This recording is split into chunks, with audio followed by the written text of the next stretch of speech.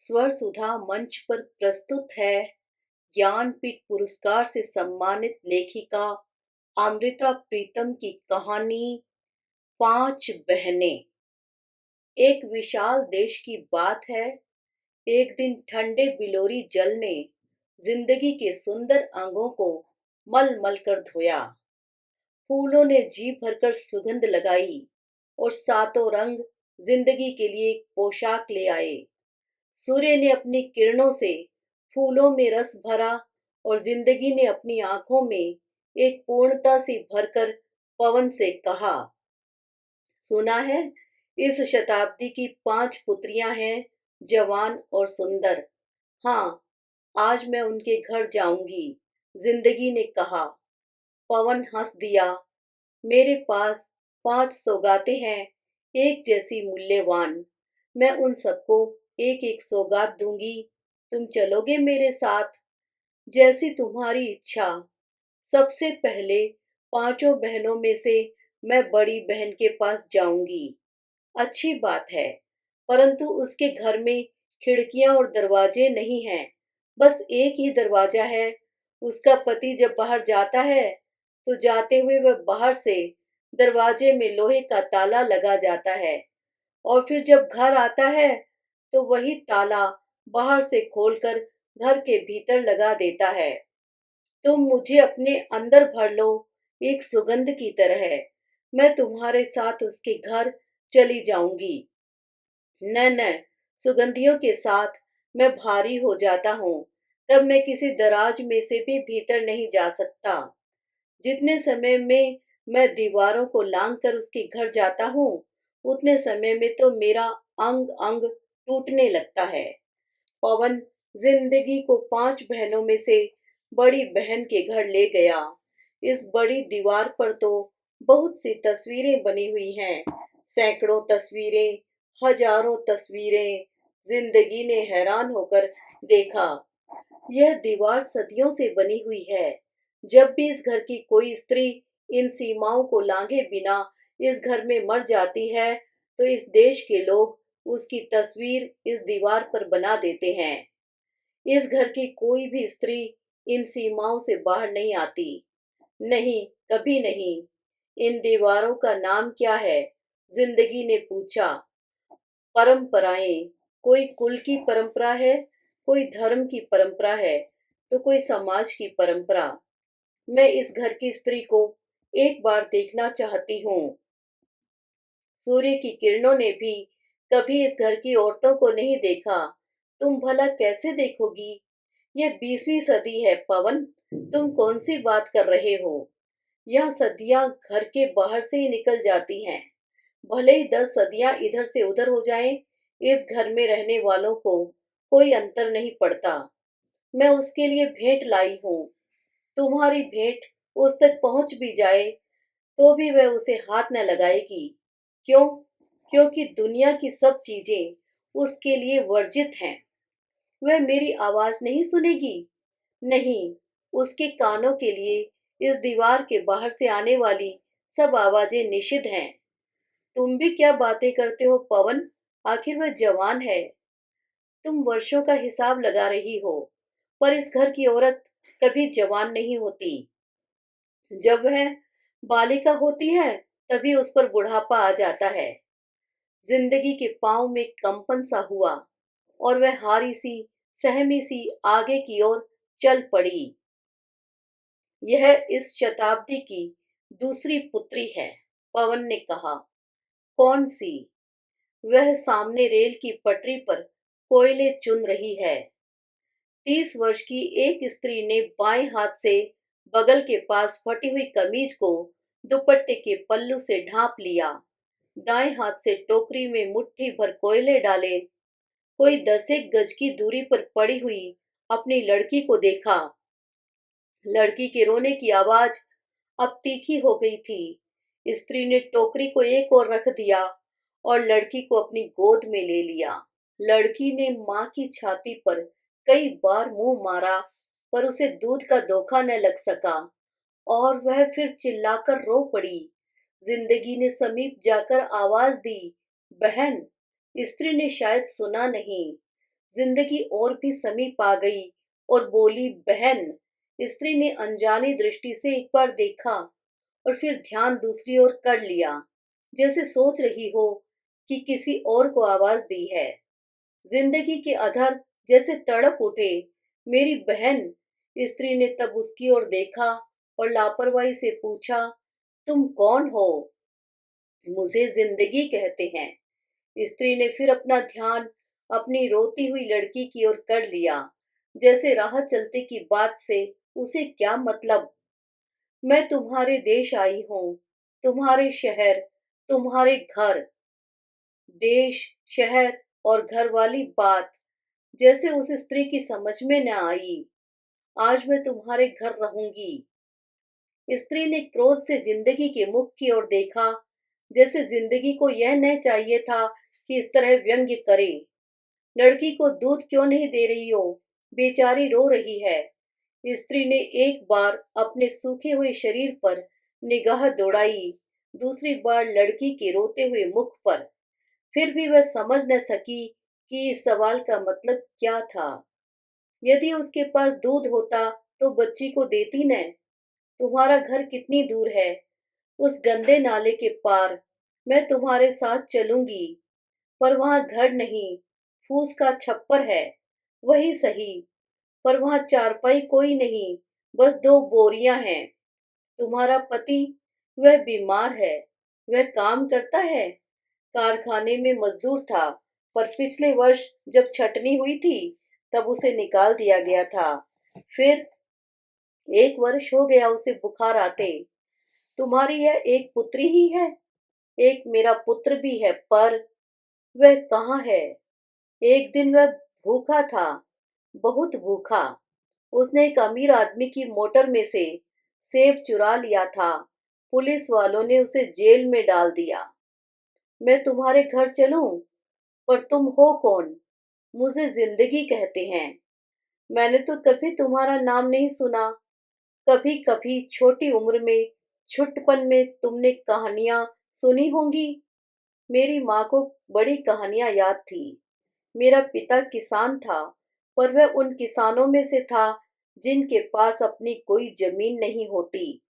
मेरी बड़ी बहन के विवाह पर हमने कर्ज लिया था, जो हमसे वापस न किया जा सका। साहूकार ने हमारा सब माल, हमारे पशु आदि सब कुछ छीन लिया था, और मेरा पिता कहीं दूर किसी रोजी की तलाश में चला गया था। मेरी माँ को रात भर नींद न आती थी। वह रात को मुझे जगाकर कहानियां सुनाया करती थी। भूतों की, प्रेतों की, देवों की कहानियां। पर मैंने तुम्हारा नाम तो कभी नहीं सुना। फिर तुम्हारा पिता क्या कमाकर लाया था? मेरी माँ कहा करती थी कि जब वह आएगा बहुत सा सोना लाएगा, पर वह कभी आया ही नहीं लौटकर। और स्त्री ने जरा घबरा कर कहा, तुम क्या करोगी मेरे घर जाकर? मैं जिंदगी और कुछ न कह सकी। स्त्री कोयले की टोकरी थामे उठ खड़ी हुई। मैं तुम्हारे लिए सौगात लाई हूँ। जिंदगी ने रंग और सुगंध भरी एक पिटारी स्त्री के सामने रख दी। न बहन, यह तुम अपने पास ही रखो। स्त्री ने जैसे भयभीत हो आंखें दूर हटा ली। मैं तुम्हारे लिए ही लाई हूँ। न बहन, कल पुलिस वाले कहेंगे तूने किसी की चोरी कर ली है। स्त्री शीघ्रता से अपने घर की ओर मुड़ी, पर थोड़ी दूर जाकर जब उसने देखा कि जिंदगी अब भी उसके पीछे पीछे आ रही है, तो वह डरकर थम गई। तुम लौट जाओ बहन, मेरे साथ मत आओ। मुझे बेगानों से बहुत डर लगता है। पहले भी एक बार एक जवान सा शहरी आया था। कहने लगा, मैं तुम्हारे पति को काम दिला दूंगा, तुम्हारे बेटे को जेल से छुड़ा दूंगा। पड़ोसियों से आटा मांगकर मैंने उसके लिए रोटी पकाई, पर जब मैं अपने पुत्र को देखने के लिए उसके साथ शहर गई तो रास्ते में वह स्त्री का अंग अंग जल उठा और वह बेतहाशा वहां से भाग गई। जिंदगी की आंखों में छलक रहे आंसुओं को पवन ने अपनी हथेली से पोंछ दिया। चलो, मैं तुम्हें तीसरी बहन के घर ले चलता हूँ। जिंदगी जब महल सरीखे एक घर के सामने से गुजरी, तो पवन ने धीमे से उसके कान में कहा, यही है उसका घर। द्वार पर खड़े दरबान ने जिंदगी की राह रोक ली। दासी के हाथ भीतर संदेशा भेजा गया। जिंदगी बाहर प्रतीक्षा में खड़ी रही, और जब उसे भीतर से इशारा हुआ, तो वह उस दासी के पीछे पीछे कांच के कई द्वारों को लांघती, रेशम के कई पर्दे हटाती, खास कमरे में पहुंची। सफेद मरमरी पत्थर की एक औरत की मूर्ति कमरे के एक कोने में खड़ी थी। पानी की फुहार उसके बदन को ढांप रही थी। सफेद मरमरी पत्थर सी एक औरत की मूर्ति एक कोमल सी कुर्सी पर पड़ी थी। रेशम के तार उसके बदन को ढांपने का यत्न सा कर रहे थे। औरत की खड़ी मूर्ति में से तो कोई आवाज न आई, पर औरत की बैठी हुई मूर्ति में से आवाज आई, तुम कौन हो? मैं पहचान नहीं पाई। जिंदगी ने भौचंक सी चारों ओर देखा, पर वह कोई स्त्री न थी। तब उसने खड़ी हुई मूर्ति को हाथ लगाया। वह पत्थर सी सख्त थी। तब जिंदगी ने बैठी हुई मूर्ति को स्पर्श किया। वह रबड़ सी मुलायम थी। मुझे जिंदगी कहते हैं, जिंदगी ने धीरे से कहा। याद नहीं आ रहा। यह नाम कहीं सुना हुआ प्रतीत होता है। शायद छुटपन में किसी पुस्तक में पढ़ा था। पुस्तक में? हाँ, मुझे याद आ गया। मेरे साथ एक लड़का पढ़ता था। वह गीत लिखता था।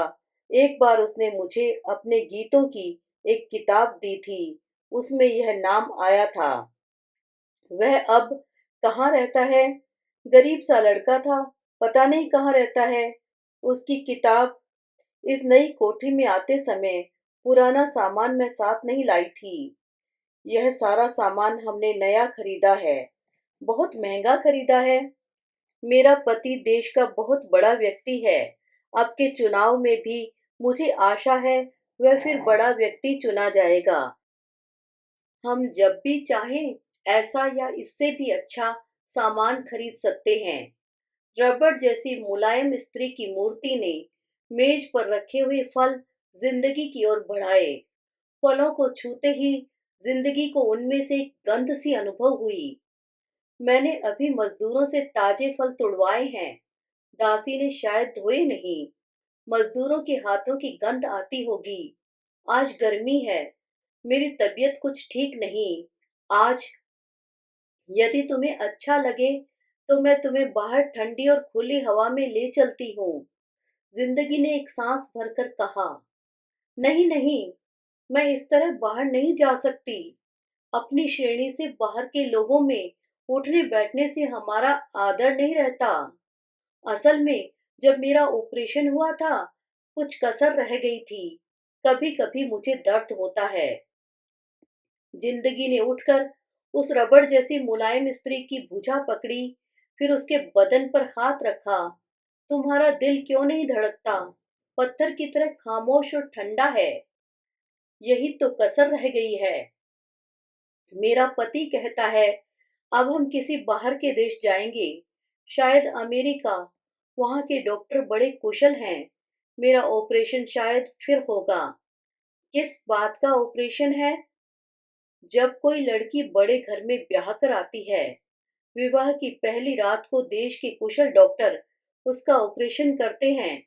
यह बड़े घरों की रीति है। विवाह की रात को ऑपरेशन? हाँ, उस लड़की के बदन को चीर कर उसका दिल बाहर निकाल लेते हैं। उसकी जगह स्वर्ण की एक शिला रख देते हैं। बड़ी सुंदर शिला, बड़ी मूल्यवान होती है। मेरे ऑपरेशन में थोड़ी सी कसर रह गई थी। कभी कभी कसक सी उठती है। इन चुनाव में मेरा पति यदि जीत गया, तो हम आगामी मास में हवाई जहाज द्वारा बाहर जाएंगे। फिर ऑपरेशन होगा और मैं ठीक हो जाऊंगी। मैं तुम्हारे लिए एक सौगात लाई हूँ। नहीं नहीं, मेरे पति ने कहा है कि आजकल किसी से कोई चीज नहीं लेनी है। चुनाव निकट आ गए हैं और देश की बड़ी बड़ी मिलों में हमारी पत्ती है। हमें ये छोटी छोटी चीजें लेने की क्या आवश्यकता है? टेलीफोन की घंटी बजी और रबड़ जैसी मुलायम स्त्री ने टेलीफोन में 2-3 मिनट बात करके पास बैठी हुई जिंदगी से कहा, बहन, तुम्हें यदि मुझसे कोई काम है तो फिर कभी आ जाना। इस समय मेरा पति और उसकी पार्टी के कुछ लोग घर आ रहे हैं। पवन ने जिंदगी का हाथ थाम लिया और उसे सहारा देकर चौथी बहन के घर ले आया। बड़ा साधारण सा घर था, पर घर के द्वार के सामने एक चमकती हुई गाड़ी का मुंह आंखों को चौंधिया रहा था। संध्या होने वाली थी। जिंदगी ने घर की सीमा लांघकर भीतर की ओर झांक कर देखा। 22-23 वर्ष की जवान स्त्री एक बालक को थपकी देकर सुला रही थी। कमरे का सारा सामान मुश्किल से गुजारे लायक था, तो भी युवती के वस्त्र झिलमिल झिलमिल कर रहे थे। जिंदगी ने धीरे से द्वार खटखटाया। कौन? धीरे से युवती दहलीज के पास आई। बच्चा जग जाएगा। तब युवती ने चौंक कर कहा, तुम। उसके बोल खड़खड़ा गए। मुझे जिंदगी कहते हैं। मुझे मालूम है। तुझे मालूम है, मैं सारी उम्र तुम्हारी परछाई के पीछे भागती रही हूँ। अब मैं थक चुकी हूँ। अब मैंने तुम्हारा रास्ता छोड़ दिया है। तुम चली जाओ। जहां से आई हो वहीं लौट जाओ। देख नहीं रही हो, मेरे द्वार पर शाप की एक रेखा खींची हुई है। इस रेखा को तुम नहीं लांघ सकती। इस रेखा को मिटा नहीं सकती। तुम चली जाओ। चली जाओ। युवती की सांस फूल गई। मेरी अच्छी बहन। बहन, मैं किसी की बहन नहीं। मैं किसी की बेटी नहीं। मैं किसी की कुछ नहीं। यह तुम्हारा बच्चा। जिंदगी ने कमरे में सोए पड़े बच्चे को देखा। मेरा बच्चा। मेरा बच्चा। पर इसका बाप कोई नहीं। मैं समझी नहीं। जब मेरे देश में आजादी की नींव रखी गई थी, उसकी नींव में मेरी हड्डियां चुनी गई थी। जब मेरे देश में स्वतंत्रता का पौधा लगाया गया था, मेरे रक्त से उस पौधे को सींचा गया था। जिस रात मेरे देश में खुशी का चिराग जलाया गया, उसी रात मेरी इज्जत और आबरू के पल्लू को आग लगी थी। यह बच्चा उसी रात की निशानी है, उसी आग की राख है, उसी जख्म का दाग है। मेरी दुखी बहन, फिर मेरी सब रातें उस रात जैसी हो गई। मैं तुम्हारे सपने देखा करती थी। मैं सोचती थी तुम मेरे कुंवारे सपनों को मेहंदी लगाकर रंग दोगी। मेरी माँ के सहन में देश के गीत गाए जाएंगे और मैं अपने कानों से शहनाई की आवाज सुनूंगी। मेरे गांव का एक जवान लड़का मेरे सपनों का राजा था। मैं तुम्हारी परछाई से खेलती फिरती थी। जब मेरा गांव लुटा, मेरा पिता बुरी तरह मारा गया, मेरे भाई मारे गए और मुझे एक सांप ने काट लिया। फिर एक और सांप ने, एक और सांप ने। मनुष्य जैसे मुंह वाले ये कैसे सांप हैं, जिनका काटा कोई मरता तो नहीं, पर उम्र भर उनके विष से जलता रहता है। फिर मैंने तुम्हारी एक और परछाई देखी। मेरे देश के लोग कहने लगे, इन सांपों से मुझे बचा लिया जाएगा। इनका जहर मेरे शरीर में से दूर कर दिया जाएगा। मैं फिर पहले जैसी भोली और स्वच्छ लड़की बन जाऊंगी। मैं भागी, तुम्हारी परछाई के पीछे भागी, पर यह सब झूठ था, सब झूठ। मेरे सपनों के राजा ने मुझे स्वीकार न किया। मुझे अपने घर की सीमाओं से वापस लौटा दिया। मैं फिर उसी विष में जलने लगी। उन्हीं सांपों जैसे और सांप मेरे इर्द गिर्द लिपट गए। बाहर वह गाड़ी देख रही हो, कितनी चमक रही है। वह एक बहुत बड़े सांप की मोटर गाड़ी है। आज रात मुझे यह काटेगा। जिंदगी बोल न सकी। उसके हाथों में जो सौगात थी, वह उसके आंसुओं से भीग गई। यह तुम क्या लाई हो सौगात मेरे लिए? देख नहीं रही हो, मेरा सारा शरीर विष से बुझा हुआ है।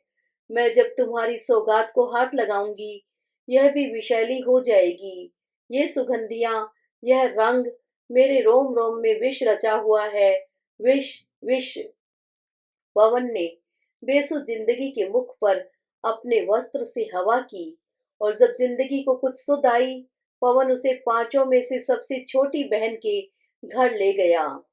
20 वर्ष की एक मानवी युवती के आसपास बहुत सी पुस्तकें, साज और रंग बिखरे पड़े थे। जिंदगी ने सुख की एक सांस भरी। सामने बैठी हुई उस युवती ने अपनी उंगली से साज के तार को छेड़ा और एक मीठा सा गीत वातावरण में बिखर गया। युवती गाती रही। उसकी आंखों में सितारों जैसे आंसू चमक रहे थे। और फिर उसने रंगों की बारीक रेखाओं से एक कागज पर बड़ी रंगीन तस्वीर बनाई। जिंदगी का दिल चाहा कि उस युवती के कलाकार हाथों को चूम ले।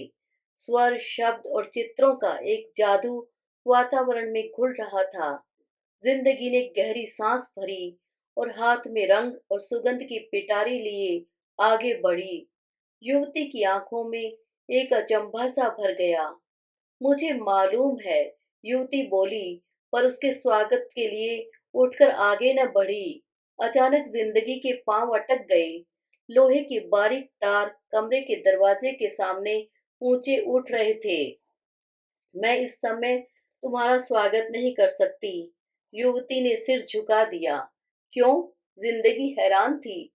यदि तुम रात को आओ, जिस समय मैं सो जाऊं, मेरे सपनों में, या फिर जाग रही हूं मेरी कल्पना में, मैं तुम्हारे साथ बहुत सी बातें करूंगी, बहुत कुछ सुनाऊंगी।